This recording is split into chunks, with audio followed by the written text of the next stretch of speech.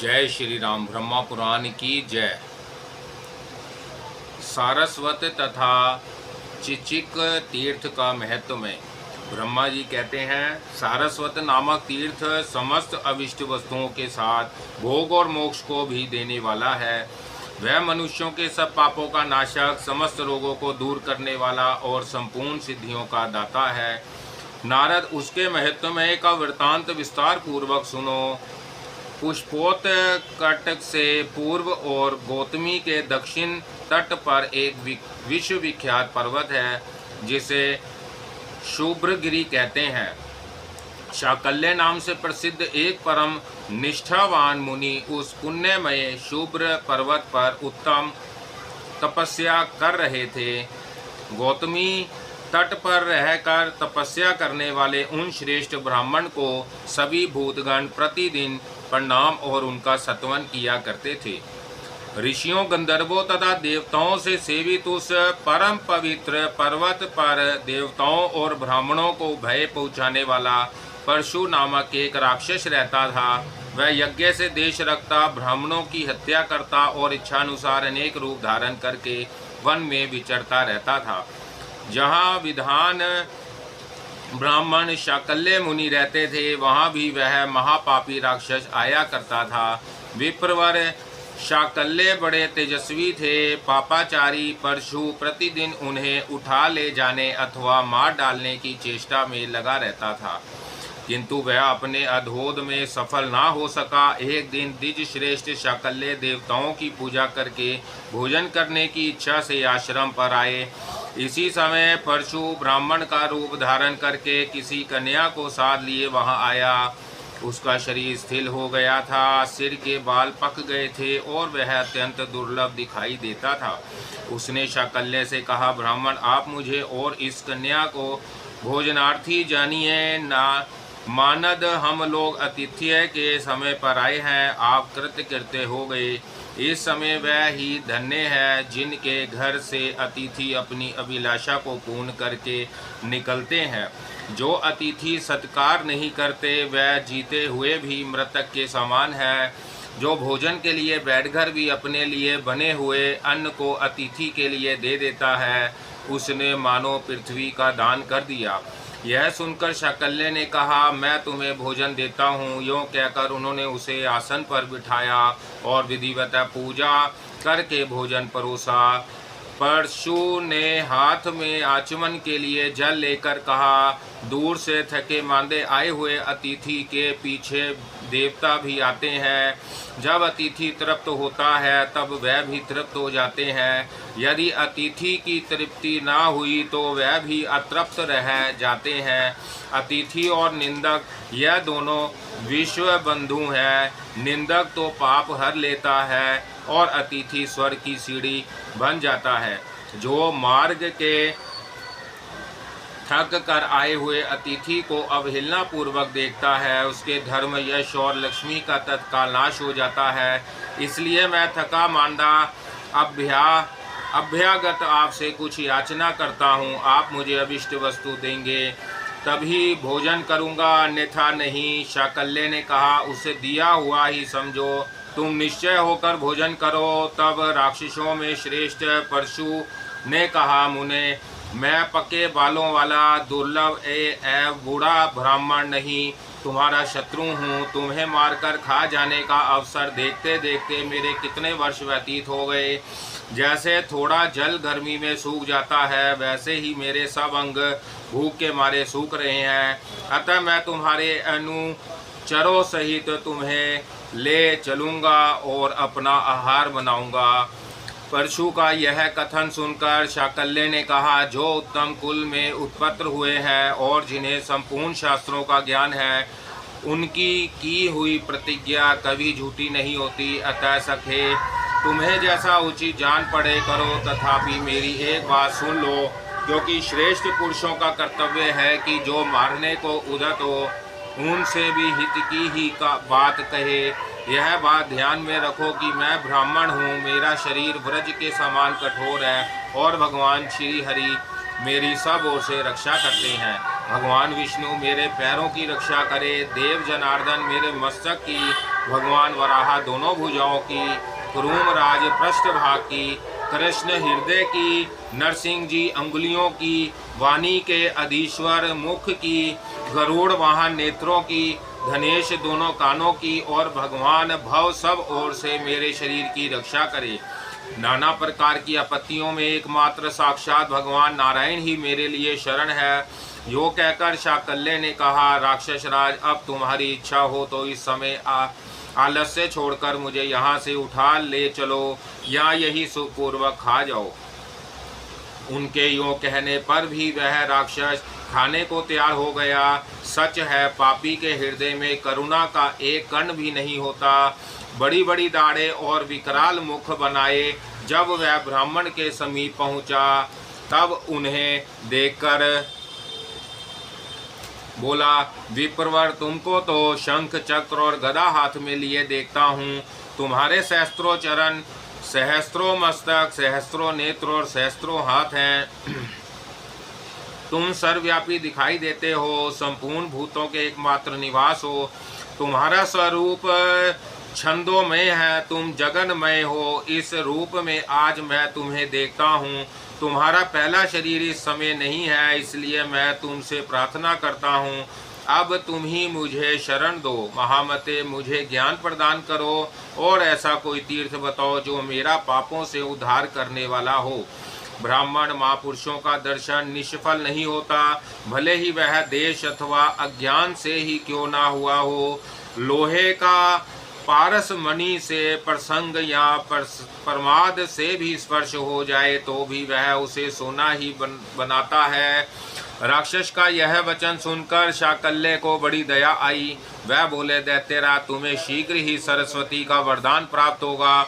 इससे तुम में भक्त वत्सल वन की शक्ति आ जाएगी। फिर तुम भगवान जनार्दन की स्तुति करना। मनोवांछित वस्तु की प्राप्ति के लिए श्री नारायण की स्तुति के सिवा दूसरा कोई साधन नहीं है। बहुत अच्छा कहकर परशु त्रिभुवन पावनी गंगा के तट पर गया और स्नान करके पवित्र हो गंगा जी की ओर मुँह करके खड़ा हुआ। उसी समय उसने देखा, शाकल्य मुनि के कथानुसार जग जननी सरस्वती सामने खड़ी है। उनका रूप दिव्य है, उन्होंने दिव्य चंदन का लेप रखा है। संसार की जड़ता दूर करने वाली जगन माता जगदम्बा भुवनेश्वरी का दर्शन करके परशु ने विनित भाव से कहा, देवी, मेरे गुरु शाकल्य ने कहा है कि तुम लक्ष्मीकांत भगवान गरुड़ध्वज की स्तुति करो। आपके प्रसाद से वह शक्ति मुझे प्राप्त हो जाए, ऐसी कृपा कीजिए। सरस्वती ने तथास्तु कहा। उनकी कृपा से शक्ति पाकर परशु ने भगवान जनार्दन की भांति भांति के वचनों द्वारा स्तुति की। इससे भगवान श्री हरि बहुत संतुष्ट हुए। उन कृपा सिंधु ने राक्षस को वरदान दिया, तुम्हारे सब मनोरथ पूर्ण होंगे। इस प्रकार शाकल्य मुनि, गौतमी गंगा, सरस्वती देवी तथा भगवान नरसिंह के प्रसाद से वह राक्षस महापापी होने पर भी स्वर्ग लोक में चला गया। जिनके चरण कमलों में संपूर्ण तीर्थों का निवास है, उन श्रृंग धनुषधारी भगवान विष्णु की कृपा का ही फल है। तब से वह तीर्थ सारस्वत नाम से विख्यात हुआ। वहाँ स्नान और दान करने से मनुष्य श्री विष्णु लोक में प्रतिष्ठित होता है। चिंचिक तीर्थ सब रोगों का नाश, सब प्रकार की चिंताओं का निवारण और मनुष्यों को सब प्रकार के शांति का दान करने वाला है। उस तीर्थ के स्वरूप का वर्णन करता हूँ। पूर्वोक्त शुभनगिरी पर, जहाँ गौतमी के उत्तर तट पर भगवान गदाधर विराजमान है, पक्षियों का राजा चिंचिक रहता था। उसी को भैरुंड भी कहते हैं। वह मांसाहारी पक्षी सदा उस पर्वत पर ही रहता था। वहाँ नाना प्रकार के फूल और फलों से लदे हुए तथा सभी ऋतुओं में फूलने वाले वृक्ष व्यापक थे। श्रेष्ठ ब्राह्मण भी उस पर्वत के शिखर पर निवास करते थे। गौतमी गंगा से उस पर्वत की शोभा और भी बढ़ गई थी। इस प्रकार वह शोभनगिरी विविध गुणों से संपन्न और अनेकों मुनिजनों से घिरा हुआ था। एक दिन पूर्व देश के राजा पावमान, जो क्षत्रिय धर्मपरायण, श्री संपत्र और देवताओं तथा ब्राह्मणों के रक्षक थे, बहुत बड़ी सेना और पुरोहित के साथ वन में आए। वन में घूमते घूमते थक कर किसी समय वह एक वृक्ष के नीचे आए जो गौतमी के तट पर था। बहुत से पक्षी उस वृक्ष पर निवास करते थे। वहां पहुंचकर राजा ने चिंचिक पक्षी को देखा जिसके दो मुंह थे। वह स्थूलकाय और सुंदर था। उसे चिंता में निमग्न देख राजा ने पूछा, तुम दो मुख वाले पक्षी के रूप में कौन हो? चिंतित से दिखाई देते हो। जहाँ तो कोई भी दुख से पीड़ित नहीं है, फिर तुम कैसे कष्ट पा रहे हो? राजा के इस प्रश्न से पक्षी का मन कुछ अशस्त हुआ। उसने बारंबार लंबी सांसें लेकर धीरे धीरे कहा, राजन, मुझसे ना तो दूसरों को भय है और ना दूसरों से मुझे भय की आशंका है। यह पर्वत भांति भांति के फूलों और फलों से भरा है। अनेक मुनि यहाँ निवास करते हैं, फिर भी यह पर्वत मुझे सूना ही दिखाई देता है। अतः मैं अपने लिए शोक करता हूँ। मुझे ना तो यहाँ कुछ सुख मिलता है और ना मेरी कभी तृप्ति ही होती है। इतना ही नहीं, मैं निद्रा, विश्राम और शांति से भी वंचित हूँ। दो मुख वाले पक्षी की यह बात सुनकर राजा को बड़ा विस्मय हुआ। उन्होंने पूछा, तुम कौन हो? तुमने कौन सा पाप किया है और क्या तुम्हें यह पर्वत सूना दिखाई देता है? जहाँ रहने वाले प्राणी तो एक मुख से ही तृप्त रहते हैं, तुम्हारे तो दो मुख हैं, तुम्हें क्यों नहीं तृप्ति होती? तुमने इस जन्म में अथवा पूर्व जन्म में कौन सा पाप किया है? यह सब बातें मुझसे सच सच बताओ, मैं तुम्हें महान भय से बचाऊंगा। चिचिक ने पुनः लंबी सांस लेकर राजा से कहा, महाराज, मैं तुम्हें अपने पूर्व जन्म का वृतांत सुनाता हूँ। सुनो। पूर्व जन्म में मैं वेदांगों में पारंगत श्रेष्ठ ब्राह्मण था। उत्तम कुल में मेरा जन्म हुआ था और अच्छे पंडित के रूप में मेरी प्रसिद्धि थी, किंतु मैं सबका कार्य बिगाड़ने वाला और कलह प्रिय था। लोगों के मुंह पर कुछ और कहता तथा पीठ पीछे कुछ और।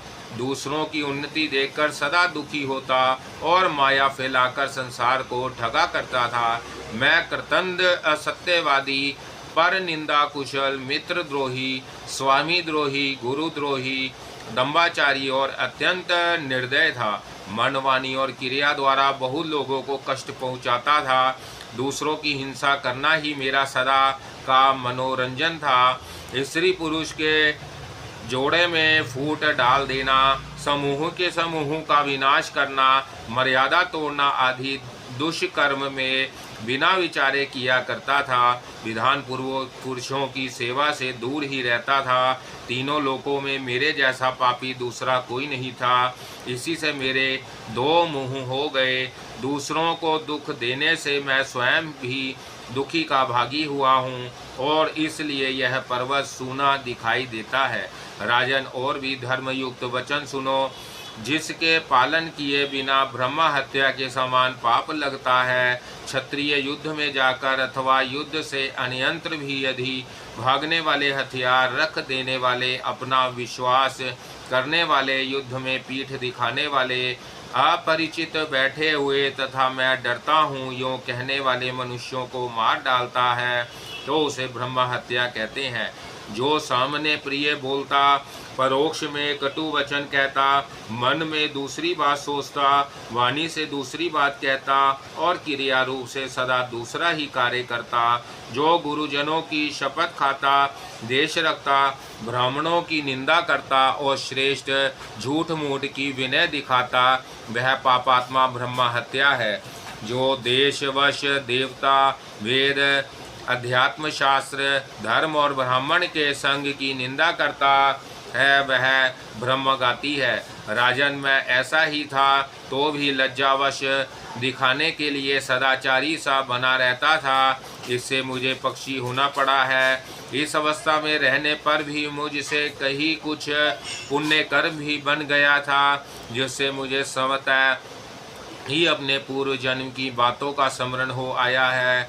चिंचिक की बात सुनकर राजा पवमान को बड़ा आश्चर्य हुआ। उन्होंने पूछा, किसका कर्म से तुम्हारी मुक्ति होगी। उसने कहा, सुव्रत, गौतमी के उत्तर तट पर गदाधर नामक तीर्थ है, वही मुझे ले चलो। वह तीर्थ परम पवित्र और सब पापों का नाश करने वाला है। मैंने बड़े बड़े मुनियों से सुना है कि वह सब अविष्ट वस्तुओं को देने वाला है।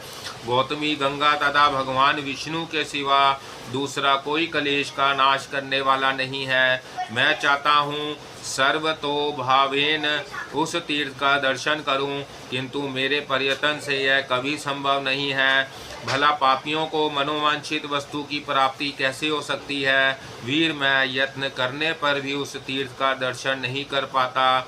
यह कार्य मेरे लिए अत्यंत दुष्कर है। तुम्हारी कृपा हो तो मैं भगवान गदाधर का दर्शन कर सकता हूँ। भगवान करुणा के सागर है, वह बिना बताए ही सबके दुखों को जानते हैं। उनका दर्शन कर लेने पर पुनः मनुष्यों को संसारिक क्लेश का अनुभव नहीं करना पड़ता। राजन, मैं तुम्हारे प्रसाद से भगवान का दर्शन करते ही स्वर्ग लोक को चला जाऊंगा। पक्षी के योग कहने पर राजा पावमान ने उसे उठा लिया और ले जाकर उसे गौतमी गंगा तथा भगवान गदाधर का दर्शन कराया।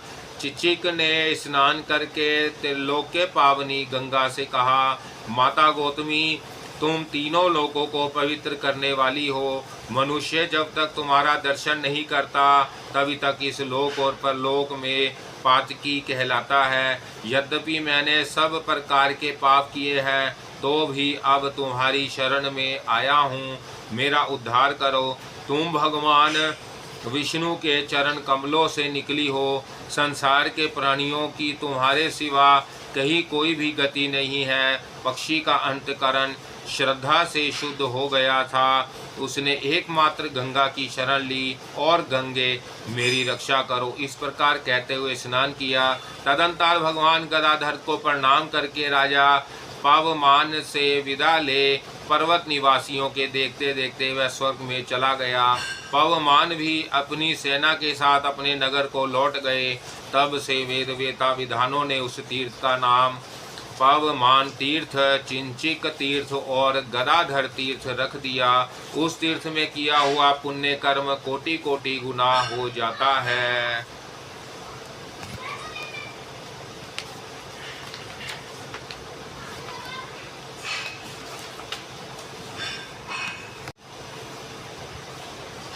जय श्री राम। ब्रह्मा पुराण की जय। भद्र तीर्थ, पत्रित तीर्थ और विप्र तीर्थ की महिमा। ब्रह्मा जी कहते हैं, भद्र तीर्थ सब प्रकार के अनिष्टों का निवारण करने वाला है। वह समस्त पापों का नाशक तथा परम शांतिदायक है। विश्वकर्मा की पुत्री उषा भगवान सूर्य की पतिव्रता प्रिया भार्या है। छाया भी उनकी ही भार्या है। छाया के पुत्र शनेश्वर है। शनेश्वर की बहन विष्टि है हुई। उसकी आकृति भयानक थी, वह पापमयी थी। भगवान सूर्य ने सोचा, यह कन्या किसको दूं? वह जिसको कन्या देना चाहते वही उसकी भयंकरता का समाचार सुनकर उसे लेना अस्वीकार कर देता और कहता, ऐसी भार्या लेकर हम क्या करेंगे। ऐसी अवस्था में विष्टि ने दुखी होकर अपने पिता से कहा, पिताजी, धनवान, विधान, तरुण, कुलीन, यशस्वी, उदार और सनाथ वर को कन्या देनी चाहिए।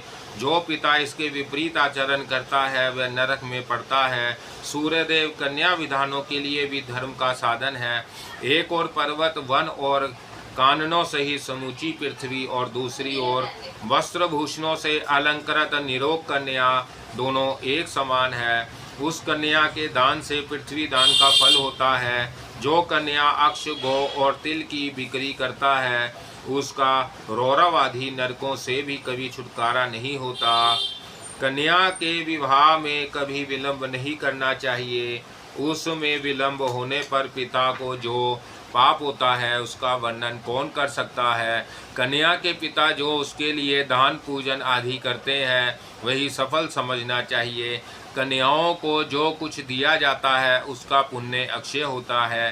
कन्या के योग कहने पर भगवान सूर्य बोले, बेटी, मैं क्या करूं? तुम्हारी आकृति भयंकर है, इसलिए कोई तुम्हें ग्रहण नहीं करता।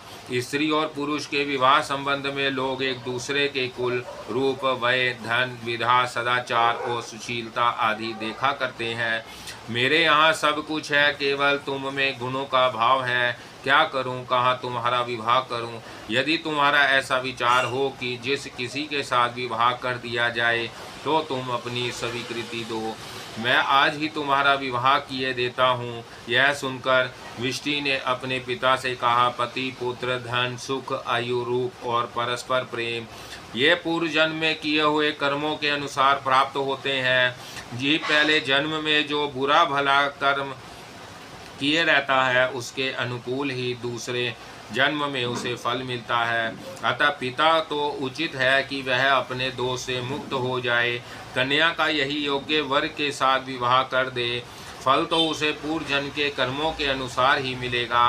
पिता अपने वंश की मर्यादा के अनुसार कन्या का दान और विवाह संबंध करता है, शेष बातें तो प्रारब्ध में होती है, वह मिल जाती है। कन्या का यह कथन सुनकर भगवान सूर्य ने अपनी लोक भयंकरी भीषण कन्या विशिष्ट का विवाह विश्वकर्मा के पुत्र विश्वरूप से कर दिया। विश्वरूप भी वैसे ही भयंकर आकार वाले थे। उन दोनों के शील और रूप में समानता थी, अतः सदा आपस में प्रेम बना रहता था।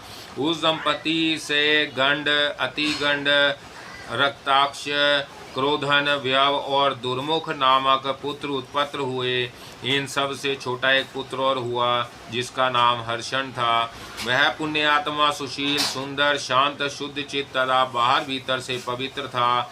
एक दिन वह अपने मामा को देखने के लिए यमराज के घर आया। वहाँ उसने बहुत से ऐसे जीव देखे जो स्वर्ग की ही भांति सुखी थे और बहुतेरे दुखी भी दिखाई दिए। हर्षण ने सनातन धर्म स्वरूप अपने मामा को प्रणाम करके पूछा, तात यह कौन सुखी है और कौन नरक में कष्ट भोगते हैं? उसने इस प्रकार पूछने पर धर्मराज ने सब बातें ठीक ठीक बता दी। उन्होंने कर्मों की संपूर्ण गतियों को पूर्ण रूप से निरूपण किया। वह बोले, जो मनुष्य विहित कर्म का कभी उल्लंघन नहीं करते उन्हें नरक नहीं देखना पड़ता। जो शास्त्र और शास्त्रीय सदाचार को नहीं मानते, बहुश्रू विधानों का आदर नहीं करते और विहित कर्मों का उल्लंघन करते हैं, वह मनुष्य नरकगामी होते हैं। धर्मराज का यह वचन सुनकर हर्षण ने पुनः कहा, सुरश्रेष्ठ, मेरे पिता विश्वरूप बड़े भयंकर है, मेरी माता विशिष्ट भी भयानक ही है, मेरे महाबली भ्राता भी वैसे ही हैं। जिस उपाय से उन लोगों की बुद्धि शांत हो, वह स्वरूप निर्दोष और मंगलदायक हो जाए, वह मुझे बताइए, मैं उसे करूँगा, अन्यथा मैं उनके पास लौटकर नहीं जाऊँगा। हर्षण के यों कहने पर धर्मराज ने उस शुद्ध बुद्धि वाले बालक से कहा, हर्षण, तुम वास्तव में हर्षण ही हो। पुत्र तो बहुत से होते हैं किंतु वह सभी कुल का विस्तार करने वाले नहीं होते। एक ही कोई ऐसा पुत्र होता है जो समूचे कुल को धारण करता है। जो कुल का आधारभूत पिता माता का प्रिय कारक और पूर्वजों का उद्धार करने वाला है, वही वास्तव में पुत्र है। अन्य जितने हैं वह रोग हैं। हर्षण, तुमने मेरे मन के अनुकूल बात कही है, यह तुम्हारे नाना भगवान सूर्य को भी पसंद आएगी। अतः तुम गौतमी तट पर जाओ और वहां स्नान करके मन को वश में रखते हुए प्रसन्नचित्त से जगद योनि शांत स्वरूप भगवान विष्णु की स्तुति करो। वह यदि प्रसन्न हो जाए तो तुम्हारे समस्त मनोरथ पूर्ण हो कर देंगे। यह सुनकर हर्षण गौतमी तट पर गया और स्नान आदि से पवित्र हो देवेश्वर भगवान विष्णु की स्तुति करने लगा। इससे प्रसन्न होकर श्री हरि ने हर्षण को वरदान दिया, तुम्हारे कुल का कल्याण हो, समस्त अभद्रों की शांति होकर भद्र का विस्तार हो। भद्रम अस्तु कहने से हर्षण के पिता भद्र कहलाए और माता विशिष्ट का नाम भद्रा हुआ। तब से वह स्थान भद्र तीर्थ के नाम से प्रसिद्ध हुआ। वह सब प्रकार से मंगलदायक तथा तीर्थ सेवी पुरुषों को सब प्रकार की सिद्धि देने वाला है। वहाँ भद्रपति के नाम से प्रसिद्ध होकर साक्षात देवादिदेव भगवान जनार्दन श्री हरि निवास करते हैं, जो मंगल के एकमात्र भंडार है। पवित्र तीर्थ रोगों तथा पापों का नाश करने वाला है। उसके स्मरण मात्र से मनुष्य कृतकृत्य हो जाता है। कश्यप के 2 पुत्र हुए, अरुण और गरुड़। उनके कुल में पक्षियों में श्रेष्ठ संपाति उत्पन्न हुआ। संपाति के छोटे भाई का नाम जटायु था। वह दोनों अपने बल से उन्मत्त और एक दूसरे से लाग डांट रखते थे। एक दिन वह दोनों भगवान सूर्य को नमस्कार करने के लिए आकाश में गए।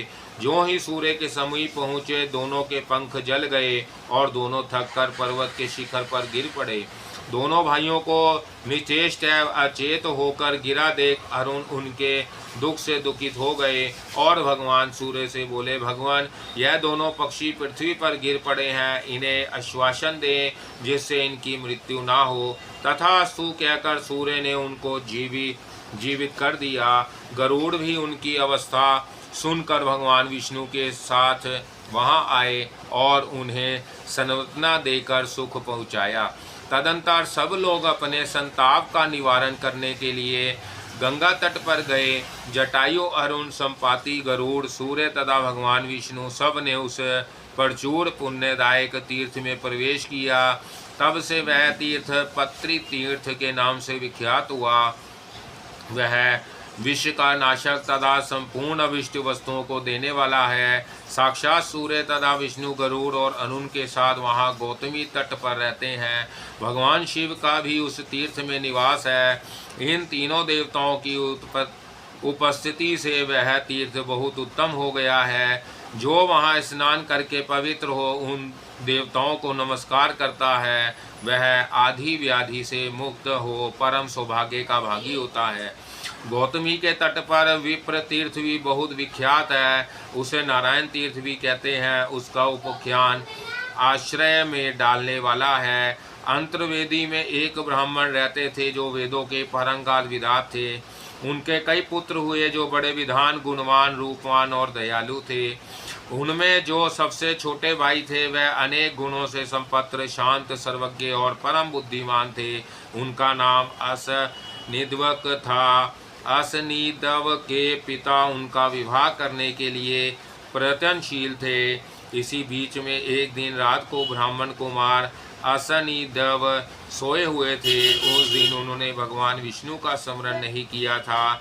वह उत्तर और सिरहाना करके सोए थे और उनका चित्त एकाग्र नहीं था। इसलिए क्षणसार रूप धारण करने वाली एक क्रूर राक्षसी वहां आई और असन देव को उठाकर तुरंत गौतमी के दक्षिण तट पर चली गई।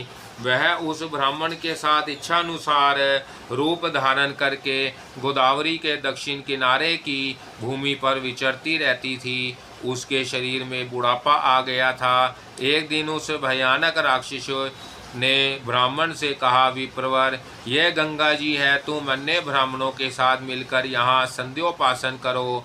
जो ब्राह्मण समय पर यत्नपूर्वक संध्योपासन नहीं करते वह ही देवेश्वरों द्वारा नीच बताए गए हैं। वह चंडालों से भी बढ़कर है। तुम यहाँ सब लोगों से मुझको अपनी जन्मदायिनी माता बतलाना नहीं, तो भी अभी तुम्हारा नाश हो जाएगा।